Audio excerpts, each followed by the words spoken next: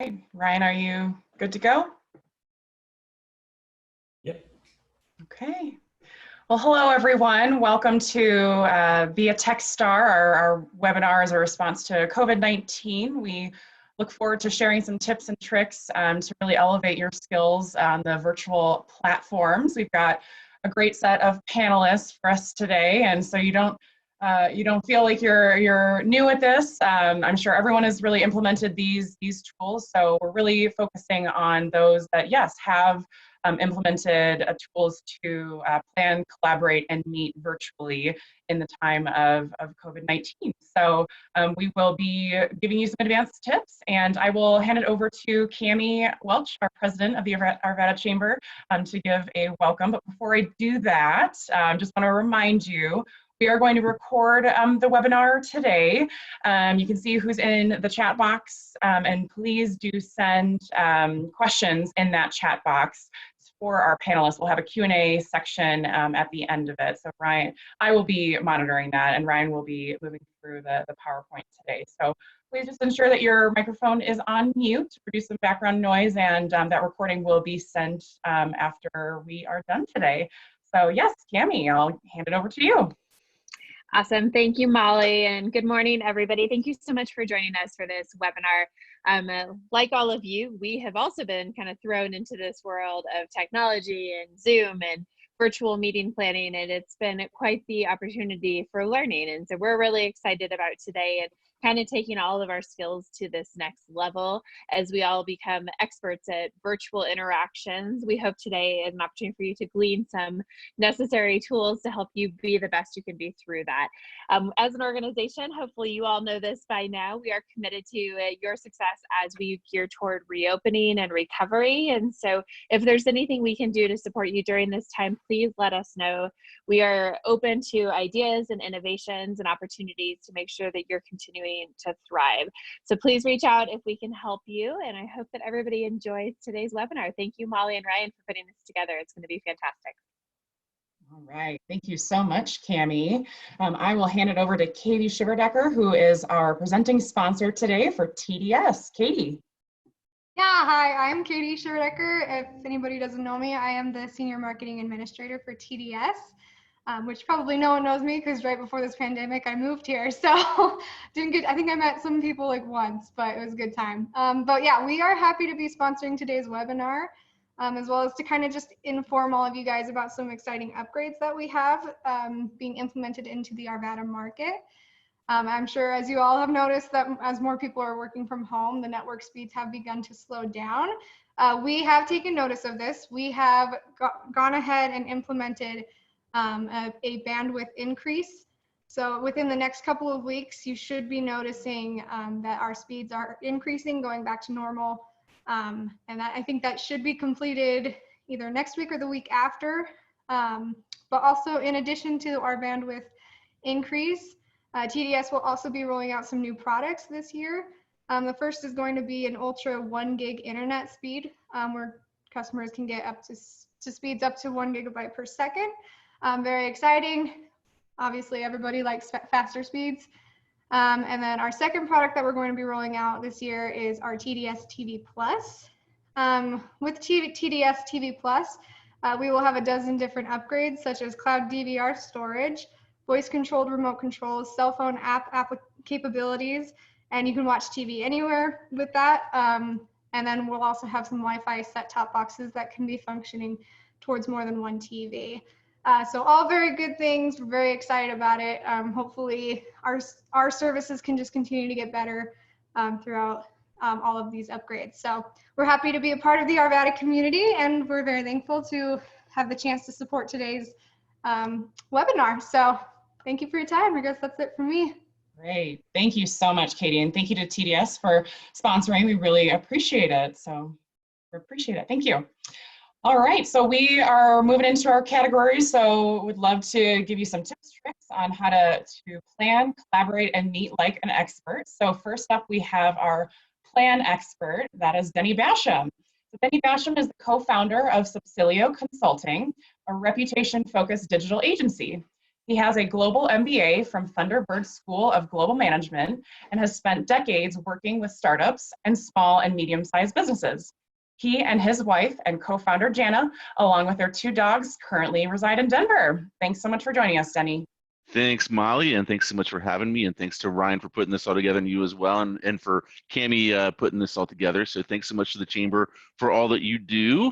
All right, so next slide. I get to say that a bunch here.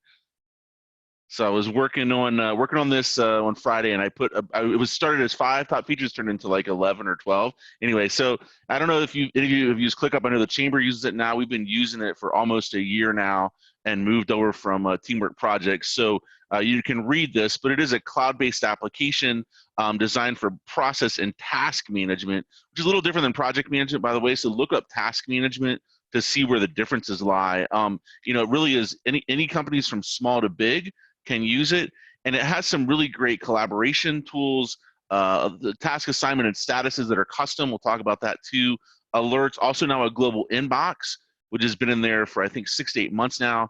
Really nice task toolbar, and it's very customizable. So that's one of the upsides and downsides of this tool.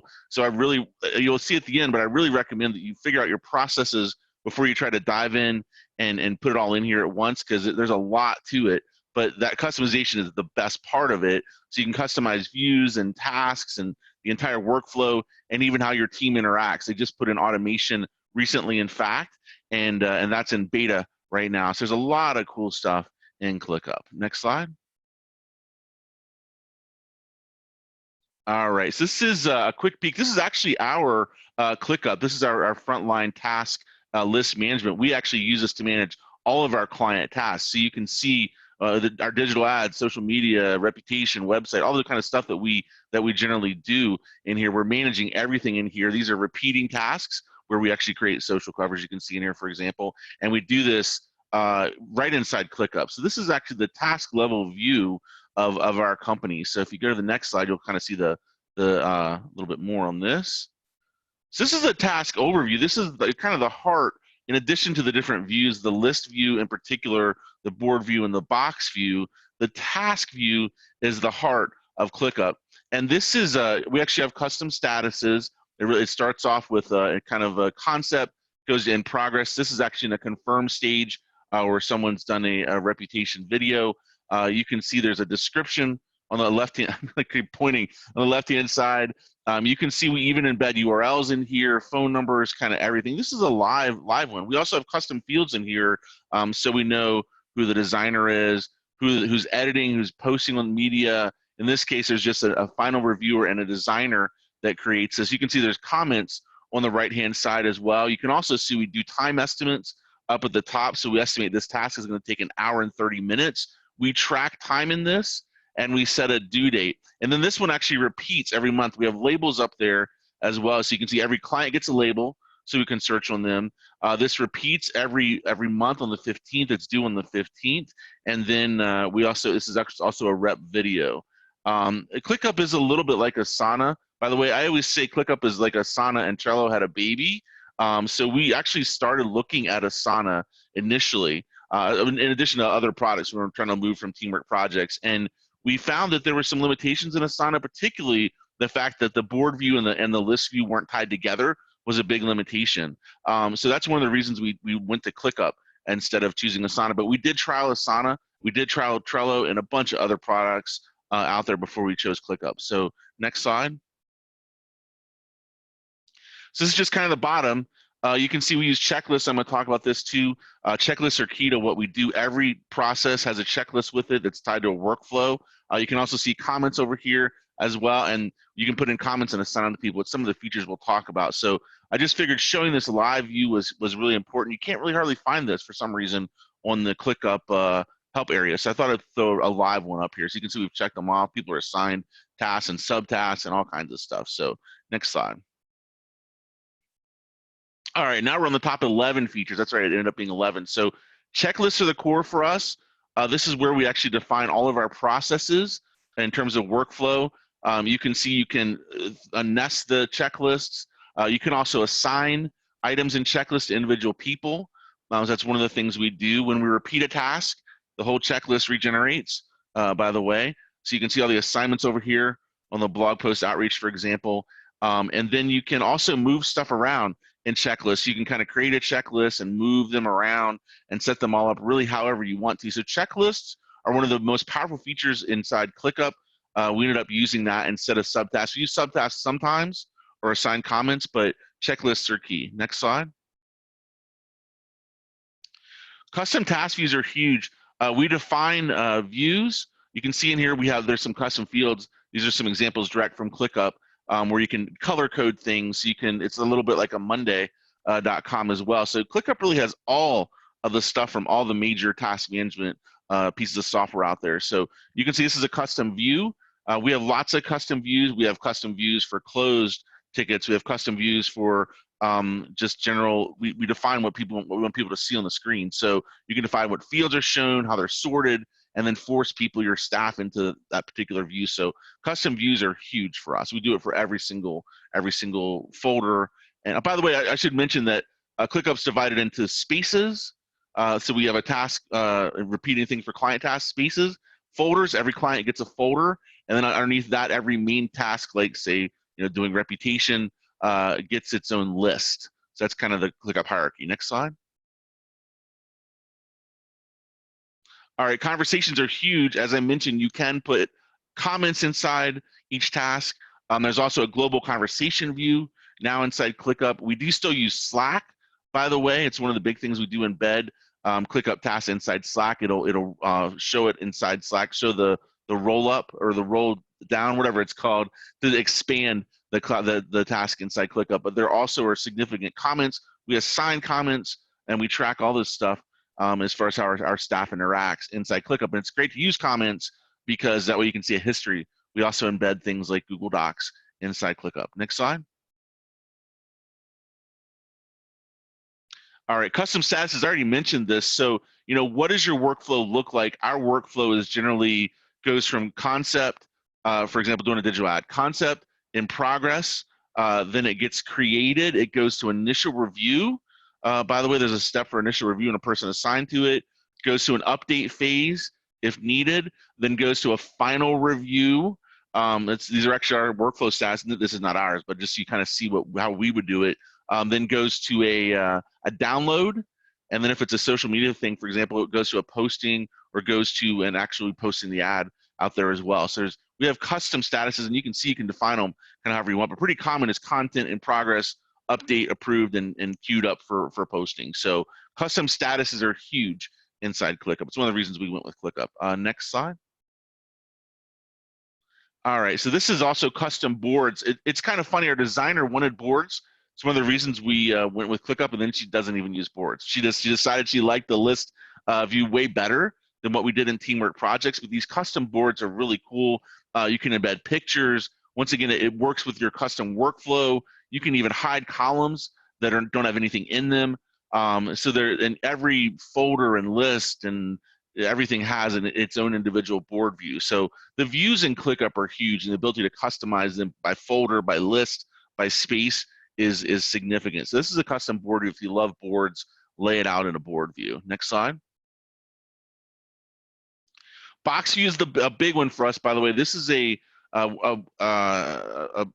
personnel and staff management feature. So you can see which tasks are assigned to which people. You can see stuff that's past due, and it also keys into your statuses. So you can see by status how many items there are for each individual person. We typically do this at the client tasks level so that we can see what's current, what's ongoing, what's even past due. You can also see assigned comments in here now, as well as assigned comments where you need to do something with a task. So box view is very unique to ClickUp.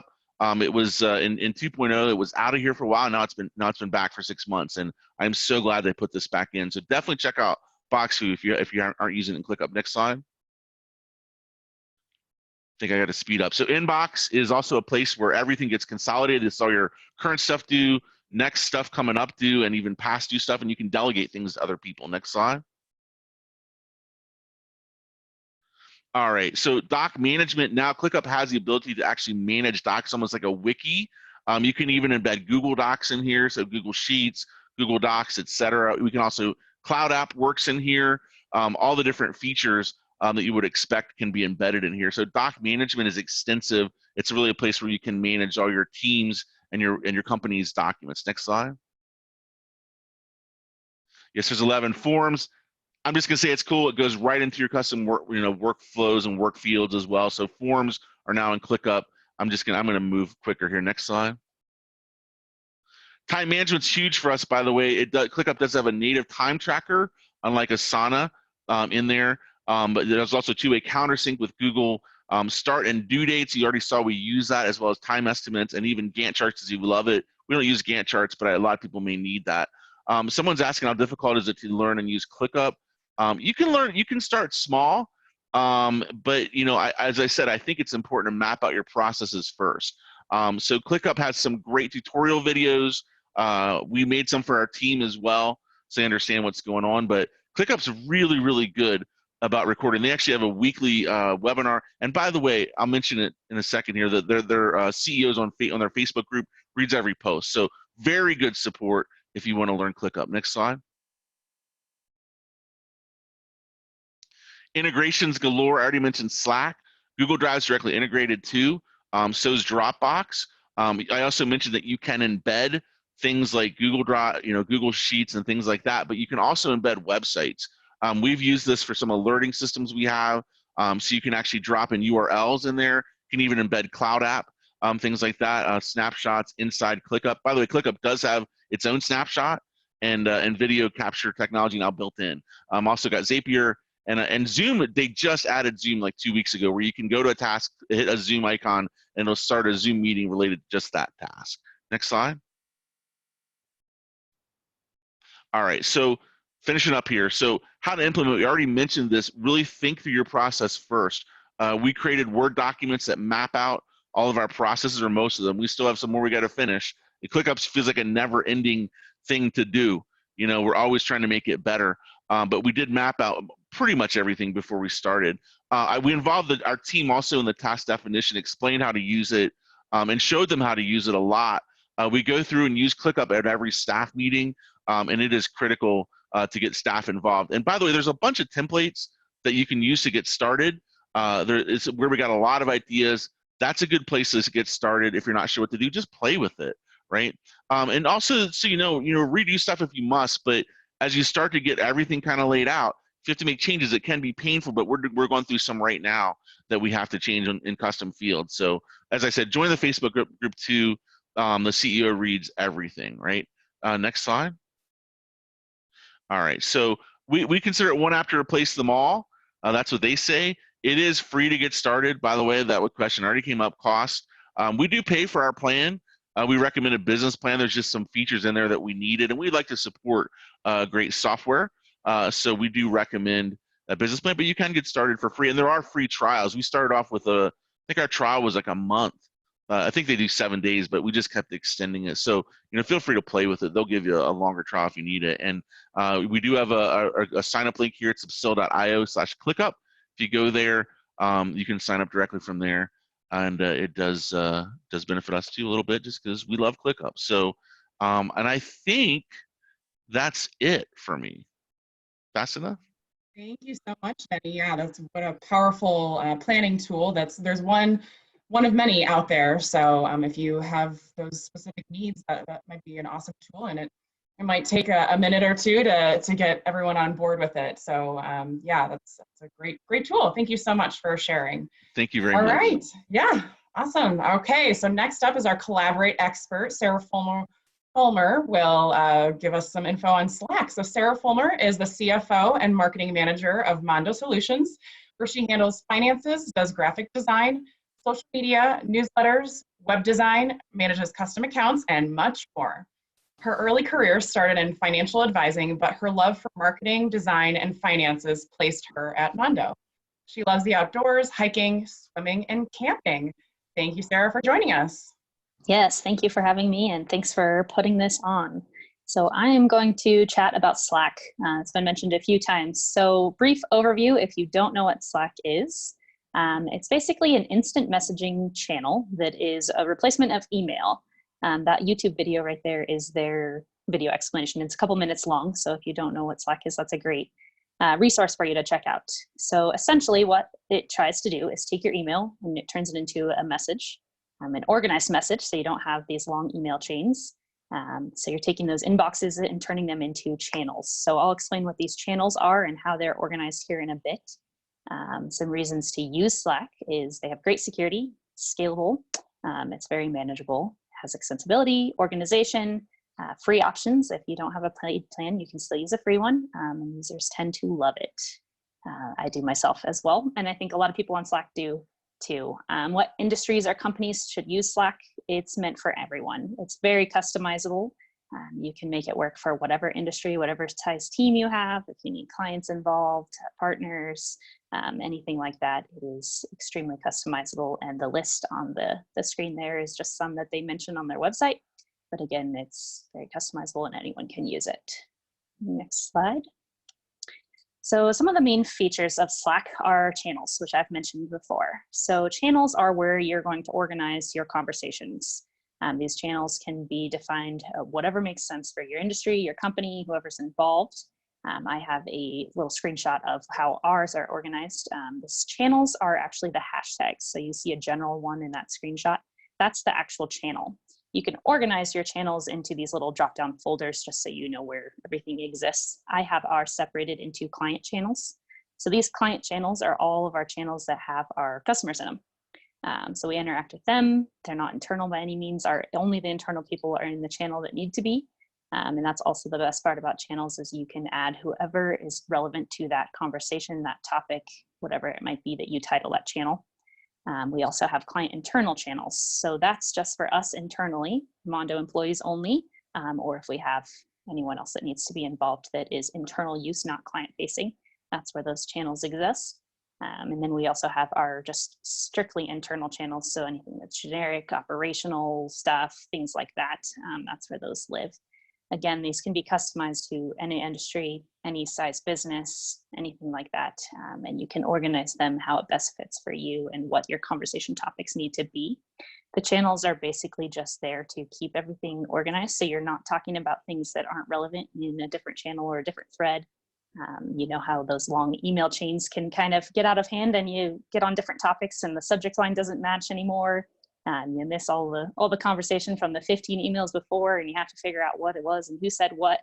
This is the best way to kind of eliminate those. So the shared channels are basically just the client channels. So you can share them out to anyone externally. And you can also lock these channels. So if there's any of them that you want to make sure they're private and no one else can get into them, you can lock them. Things like that. There is also messaging, voice call, and video calling capabilities inside of Slack. So you can do a voice call or a video call inside a channel. So only those people get notified that there's a call starting. You can do screen sharing, all that good stuff. That is on the paid plan.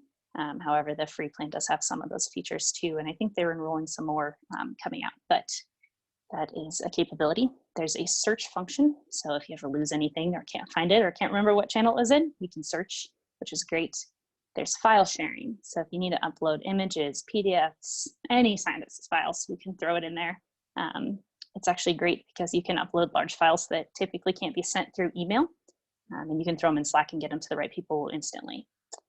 There is app integrations. They have a million of them. So you can integrate with Google Drive, Office 365, Jotform, Dropbox, anything that you currently use for task management, any of those, it has an app and integration.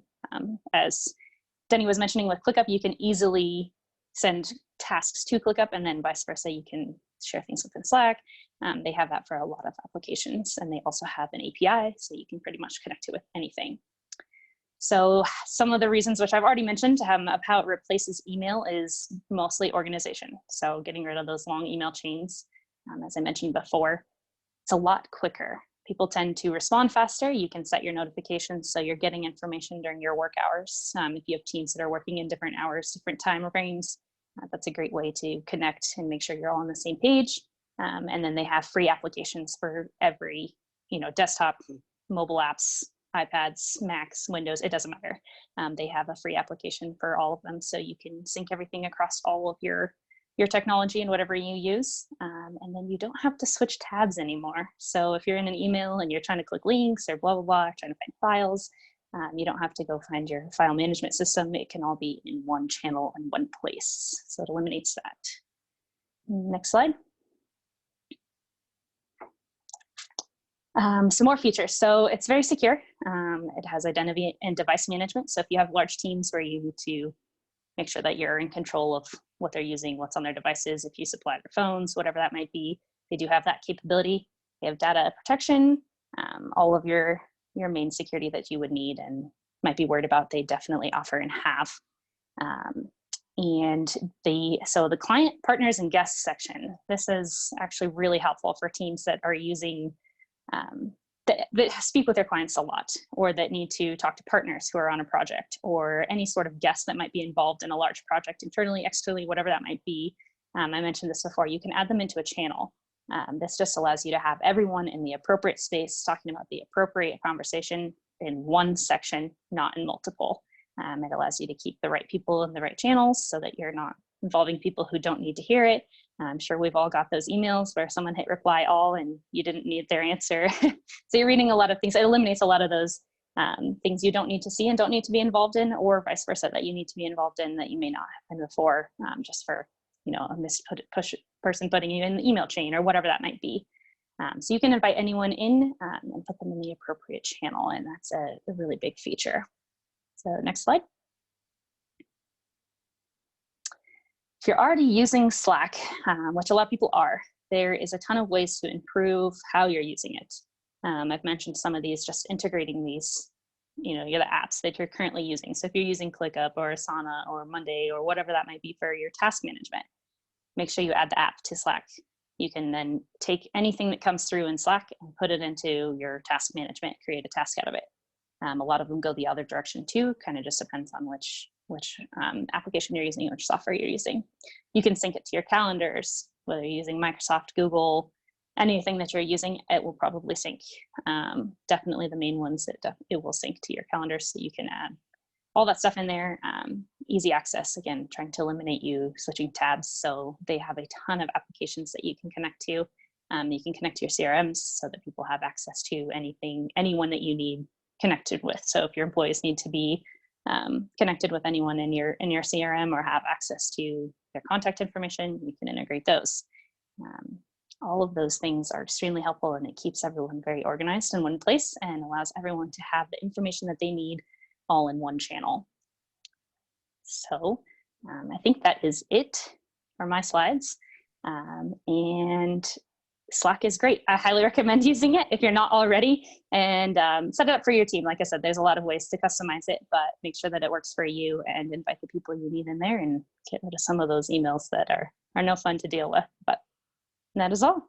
Awesome. Thank you so much, Sarah. Yes, the Chamber utilizes Slack, and I think our communication has really increased, and it's much more effective with these channels like this. Reducing emails is always a good thing, I think. So thank you. Yes. All right, and we have Dave Turner will be our meet expert. So Dave Turner is with Information Systems Integrators. Founded in 1995, ISI provides design, implementation, management, and support of computer networking and cloud platforms for businesses in the Denver metro area. As technology shifts, ISI partners with their clients to continually leverage the right systems into improved workflows and efficiency. Welcome, Dave. Thank you, Molly. Thank you also to everyone for joining us here. This is my first slide, and this is going to go fairly quickly because we're running out of time here, but I have the advantage that everybody is actually on Zoom, which is what I'm going to be presenting on. So let me just kind of jump right into it. First of all, most of you probably have some of the basics down if you're already on the call here, so I'll go quickly over that. There is obviously a paid version versus a free version. In the broad stroke, the big difference is that the free version limits your calls, your meetings to 40 minutes when you have more than 2 participants. If you will, go ahead and move your mouse on your screen, and you'll see obviously what you've seen before of the toolbars that show up where you can control your session here. The first one that I'd like to point out is you can set up your view as far as what all of the people that are on the call. You can see them. You've got near the top, you have a little grid looking thing that you can click on to give gallery view versus individual view of the active speaker. So you can kind of play with that while we're going here. And then the next to the toolbar at the bottom on PCs, then apparently I didn't know this until yesterday, that on iPads, the toolbar is at the top. But let me just start from the left-hand side. You see there's a little microphone there. You can click on that and mute yourself.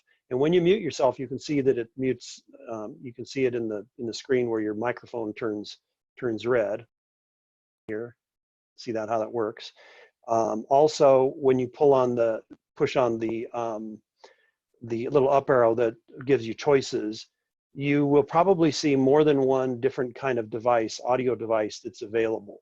I point this out because I've had experience with other, switching between, say, GoToMeeting or some of the other platforms where they will kind of commandeer your audio.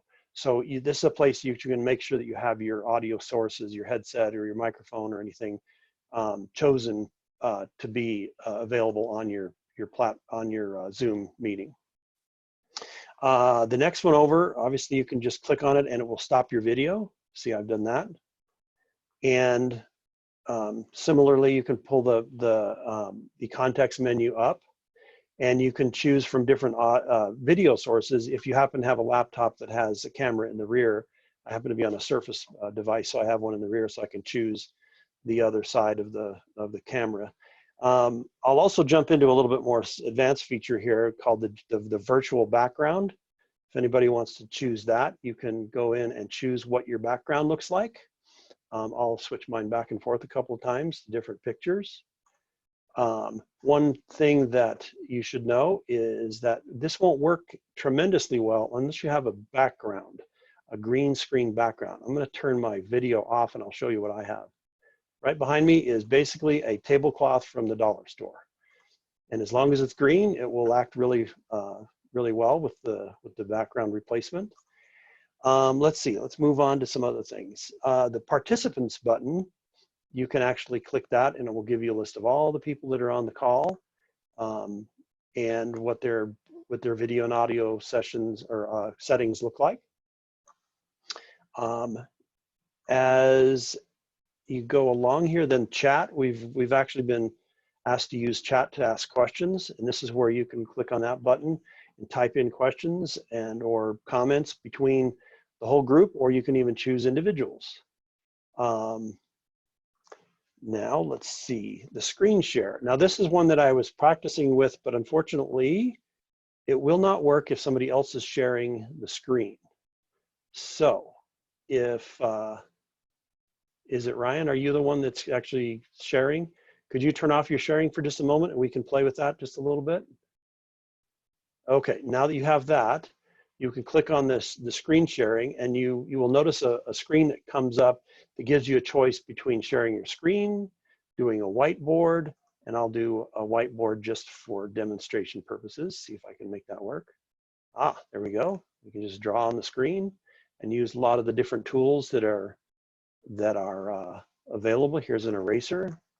So I won't go into much detail already. It's something you can play with. I'll stop my sharing here. And then also on the screen sharing, besides the screen, the whiteboard, you can also share only the different applications that might be running on your computer at the time. If you also look at the very bottom left-hand corner of that screen, there's a button that says Share Computer Sound.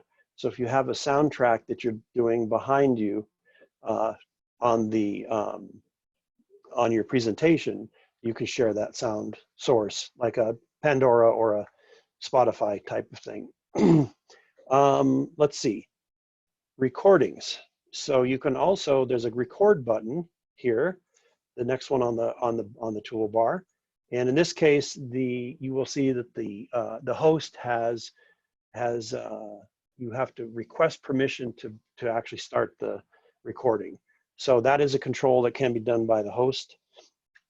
But if it was turned on, you would be able to see that you have a start button, a stop button, pause, those types of controls to be able to record your session.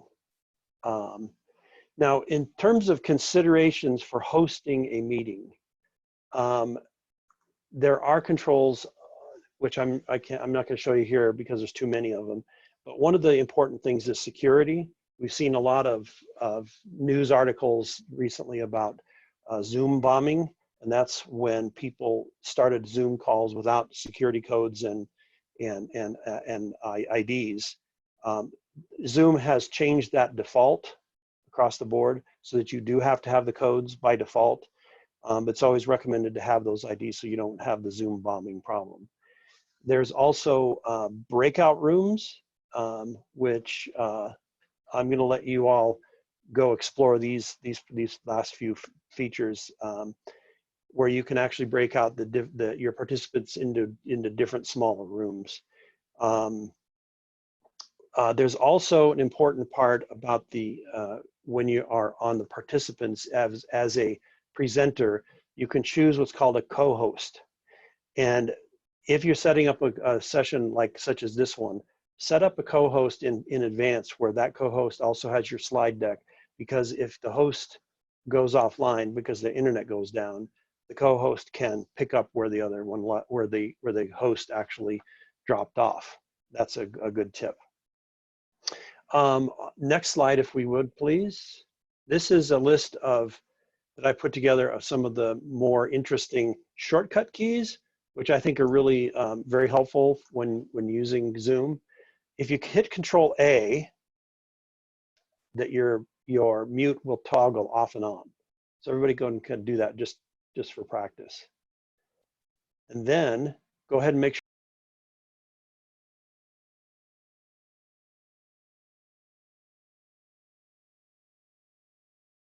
Sorry, I muted myself there. The next thing is the space bar. If you are muted and then you press and hold the space bar, it's kind of like a walkie-talkie button where it will temporarily unmute. I misspelled that. It's supposed to be temporarily unmute. Sorry about that. So I'm going to turn on my mute, press my space bar, temporarily unmute, and then let go. So that's a really handy thing to be able to do. Molly mentioned to everybody put their self on mute at the very beginning, which I think is a really good practice to keep down the ambient noise across the session, and then have people use the space bar to chime in when they want to. As a host, the Alt-M makes it so that you can actually mute all the participants except you all in one keystroke. I think that's a really handy one for a host. Obviously, turning the camera off and on, just a simple Alt-V for video, like I'm doing here. Just switch it back and forth. Very easy. So if you're going to get up, go get a cup of coffee, you can turn your video off. If you do happen to have a laptop with two cameras, you can switch yourself to the other camera with a computer with just an Alt-N, and I'll demonstrate that. You see how that green notebook in the background actually has my virtual background on it because it's green. So I'll switch back to my front camera. Then as you're sharing a screen, these are some handy tips for just launching the share window with an Alt-S, which you're going to get from clicking the green button at the bottom. But also as you're moving along, you can actually pause it with just a Control-T or an Alt-T, which that didn't make it to the slide. Sorry about that. And then as far as recording is concerned, R for record stops and starts the recording, and P just for pausing it. Let's talk a little bit about your equipment. So you'll notice that most people I can see that most people that I can see on the screen have headsets and a microphone that's built in. That's really an excellent suggestion whenever you put out an invitation for people to join, because ambient room noise can be really distracting, especially when people's rooms are hard walls. They echo off the walls. I did a lot with acoustics in a past life, and obviously using mute is really great to do. Let's talk a little bit about when you see problems on the call.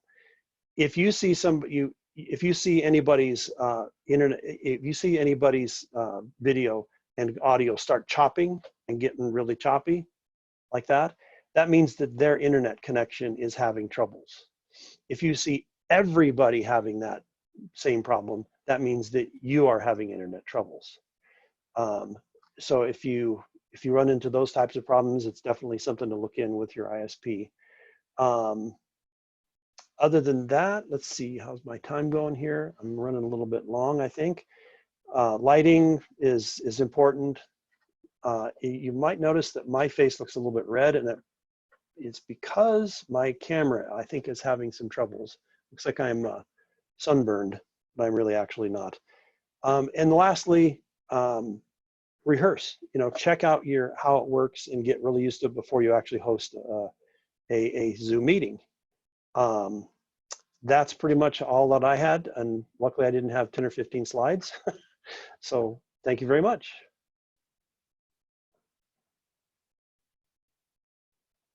All right, I tried to use the space bar to unmute myself, and I don't think that worked. So oh, it didn't work on you? It didn't. No, it's good to test these things in a comfortable environment. So to try it out.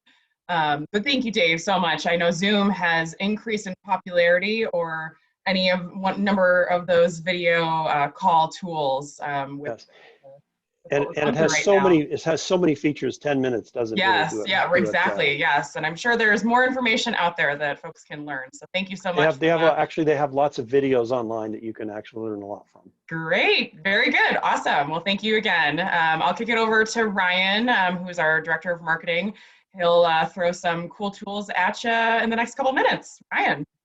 Yeah. And boy, I was really worried there that my internet had gone out when you had your muting situation. So good to know my internet's okay. So I'm going to zoom through some additional tools here.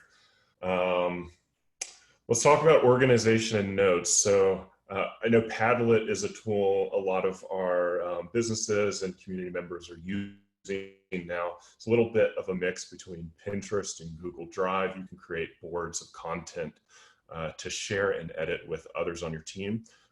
Really, this is a great tool for business and personal use. A lot of people now are parents and substitute teachers in this new role. So you can use the Padlet to create boards for keeping up with homework and schoolwork for your kids as well.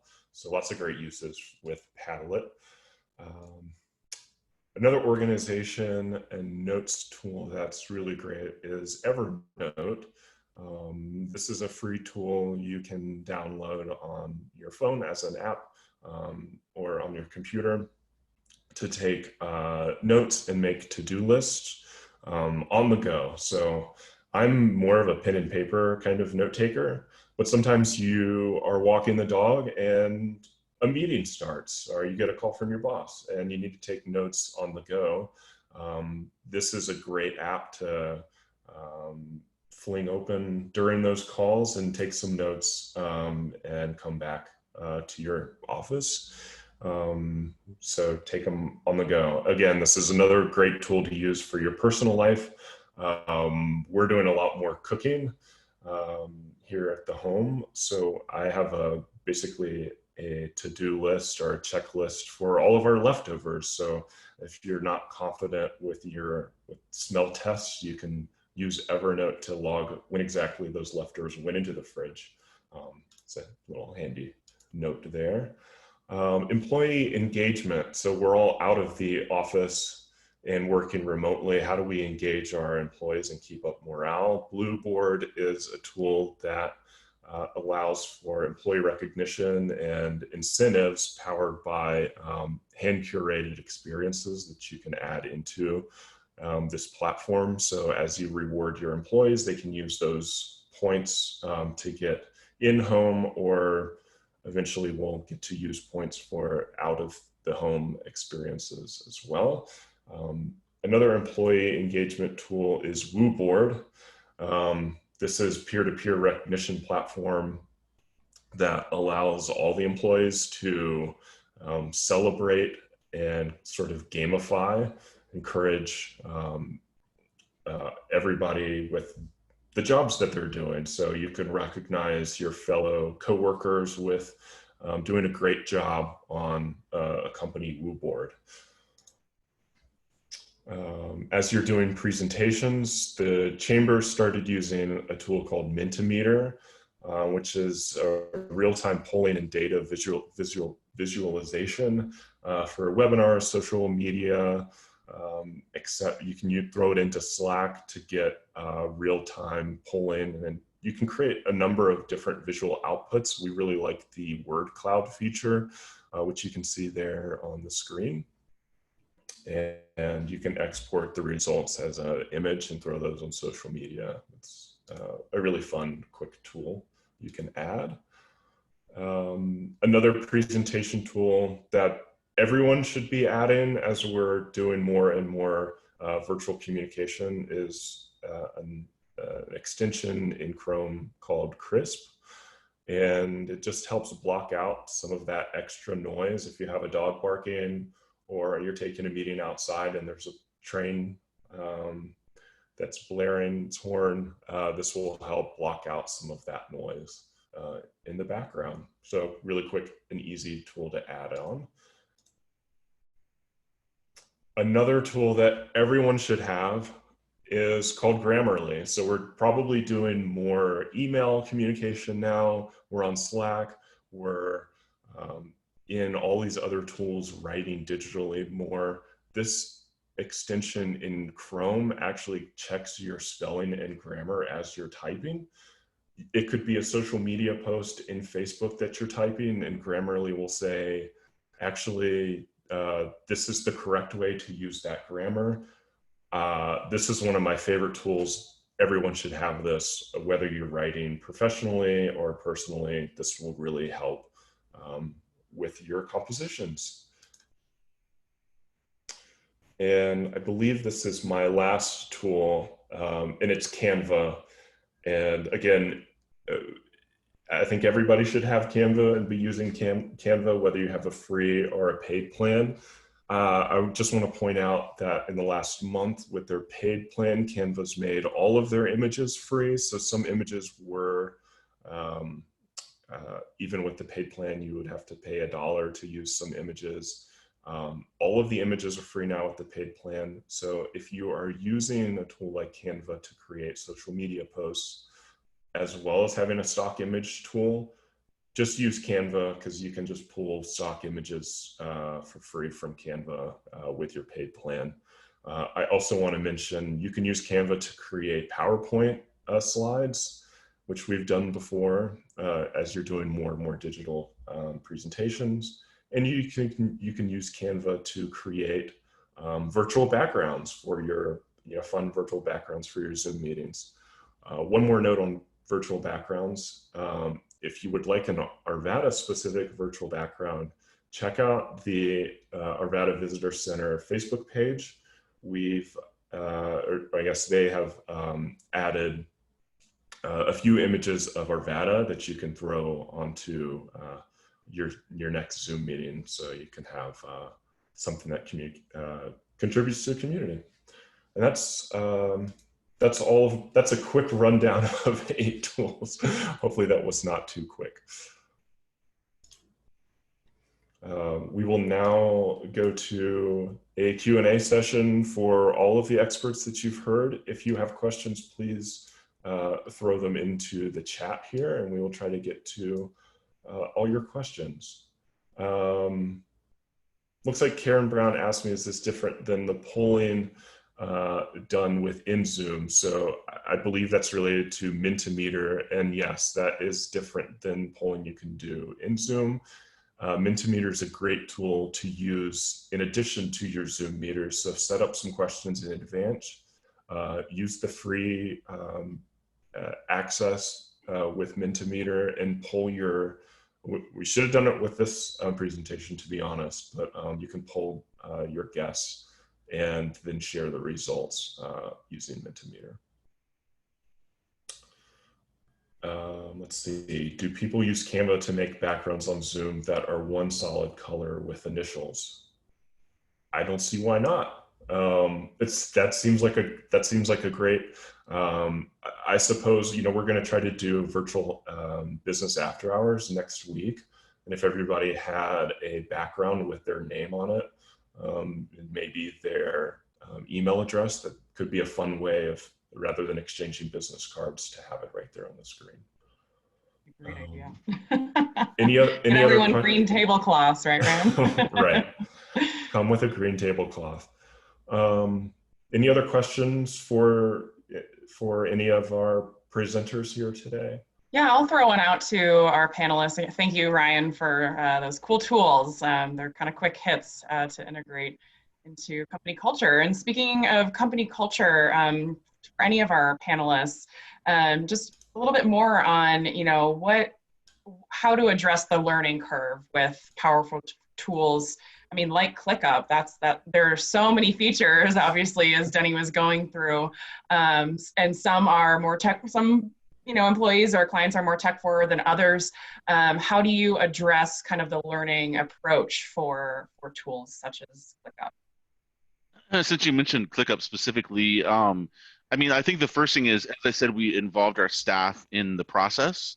So I think for anyone, especially staff, is to understand why you're doing something, not just like you have to go record your time. It's like, we need you to record your time so we can meet client expectations. We're tracking how much time it takes so we know if we need more resources. And just sharing the why, I think, is always critical for any tool you're using. Slack was easy. Everyone's using it. I mean, we use Slack a lot, by the way, but and then for ClickUp, it can be overwhelming. I mean, I get it. That seems to be one of the reasons that we've seen people quit, but don't stop. Play with it, start small, pick maybe one process, one thing that you do, throw it in ClickUp, and you're probably going to change it a bunch of times, but get it solid before you start putting it out to 50 for using it for 50 clients. Because if you don't have it solid at first, it's going to be confusing. And I also mentioned we did record walkthroughs for all of our staff too. So we went through how to do stuff beyond just what's in ClickUp. There's tons of videos, and I watched every single one of them in ClickUp. I did. My staff didn't, right? And then I said, here's how we do it. Here's how we do this process. And really recording we use Zoom to record videos and share it with our staff. So I think that is critical, is showing your staff how to do it. That's my ClickUp point of view. Yeah, and I'll chime in as well. I think a main thing is to figure out why there's a need for a software, whether that's task management, communication, whatever it might be. Why is there a need, and how is it going to benefit everyone that's going to be using it? So taking that and asking the team, what can we do to make everything more efficient, and ask them to even do research. I know a lot of our staff, when we were looking for software, they loved being able to be a part of making that decision and saying, oh, this one's really cool, it has this feature, we could use it for this, blah, blah, blah, and taking those and comparing them internally. But I think making sure that they know that there's a need for a software of some kind, or something that's going to help make things more efficient. And then from there, it makes it a lot easier to, put together and actually use it as a team. That's great, thank you both. One other point I wanted to say is, as I mentioned, there's a Facebook group for ClickUp. I've used it a lot. There's really great experts out there. There's also a message board for features. Go out there, use Facebook for we use it a lot. We contribute, we give back. And by the way, happy to answer questions on ClickUp. I'm kind of a ClickUp nerd too. So anyways, go ahead, Molly. Awesome. Yeah, and if you all don't mind, I'll send out the contact information for you all for extra follow-up if needed. Sure. One thing that has been really helpful for the chamber, for us on Slack, is having a channel that is just fun news and just something that's more just purely social, compared to some of the other business channels that we have. I'm thinking of wearing silly hats for a Zoom call. What are some maybe things that you've heard of that you've utilized that makes the system fun and not just purely business and learning how to use it? Pregnant pause. I would say, in Slack, we have a lot of custom little animated GIFs that we've used. I've got everything from ninjas to like cows and dogs and all kinds of stuff to kind of make it fun. And we also have a kudos channel that we created. So anytime someone does something cool or above and beyond the Call of Duty, we put it out there. I also tend to share lots of videos, funny videos, music stuff. Like staff will mention something and I'll throw up a music video about something or music or whatever. Just put fun stuff in there too. Yeah. When you're first putting it together and organizing it, especially things like ClickUp that are a little more in depth, you know, you're taking a lot of projects and figuring out how to get it organized. And same with Slack too. But what we did was made it a fun like afternoon where it was relaxing. It wasn't work pressure. You know, it wasn't get it done now and have to have it organized or nothing else going to get done for the day. We made it fun to organize. So we all got together, and I mean, this was when we could get together, but now you can do it online. But got together and had a fun afternoon. We had snacks and drinks and stuff as a group and put it together. So having something like that in the beginning makes it fun because you get to get everyone's input and have a fun time putting it together so that when you go use it, it's more entertaining, more fun, you're excited about it, and you were a part of the process. So that's awesome. I love that. We have a question that came in. What system do you feel works the best for putting two people on the screen at the same time interacting with dialogue? Zoom. I mean, I don't know what to say other than Zoom. We use it for all of our staff meetings. We record everything, as Ryan knows, you know, like every single thing, and all of our client interactions get recorded too. But hey, two people talking, Zoom, I mean, we use Zoom for everything, so. Yeah, and I will just second that. And I was actually going to jump in and say that, Denny, that Subsilio uses Zoom for its clients' calls. So check-ins with all Subsilio clients, they'll set up a Zoom call rather than getting on the telephone. That way, the meeting, you know in advance it's going to be recorded. Takes some pressure off of my note-taking when I know that there's going to be a recording coming back to me after that meeting. Yeah, there's a great question that came in. We covered a specific platform that can translate to other similar platforms, but the question is why Zoom versus GoToWebinar, GoToMeeting, or one-click chat? Why Zoom over any other platform? Could I make a comment on that one? Absolutely. I think it's just a matter of adoption, really. Zoom has obviously exploded over the last couple of months because of our whole entire global situation. And I think a part of it is because it's just become so easy and reliable. You know, GoToMeeting was the big platform not very long ago, but at this point, you know, I personally don't even like GoToMeeting because it has a tendency to scramble the settings for audio and video and kind of takes over on its own thing. I think generally, I've had a lot of thoughts about what everybody's been saying about, you know, using this platform and that platform. And it's in your question, Molly, about how do you kind of incorporate them into your environment. And it really becomes, what did you choose the first time and what are you used to now? Because by this time next year, who knows if there's going to be something that's even better than Zoom. So it's a very dynamic world that we're in right now, and it's a matter of, you know, what is working best for you. And a lot of it, like I said earlier, was adoption. Everybody knows what Zoom is now. You know, in a couple of years, we're going to even know what GoToMeeting is. And I will just add from the Chamber's perspective, we started with GoToMeeting. We realized that Zoom had a few features that were really attractive, including the breakout rooms, which we've tested and used pretty recently. I see Mike is on the call, so we used it in a government affairs meeting just recently, and that works really great. That was a feature that GoToMeeting did not have. As we do more and more virtual meetings with larger groups, we just found that Zoom has a few more of those features that we're going to need, including having a group larger than 150, which we have some upcoming events. And I don't know if that's a good transition point for us, Molly, to kind of close this out. All right. Well, I could geek out for days on this, but I do apologize. We are over time, so I appreciate you all sticking with us. if you have any further questions, we'll send out the panelists contact information, and again, Facebook would be a good resource too, I'm sure. So join us on May 15th, next Friday, to hear an address from the mayor for our State of the City. We're doing our community impact breakfast. So bring your own breakfast and join us for this free session. So we look forward to hearing that message for you.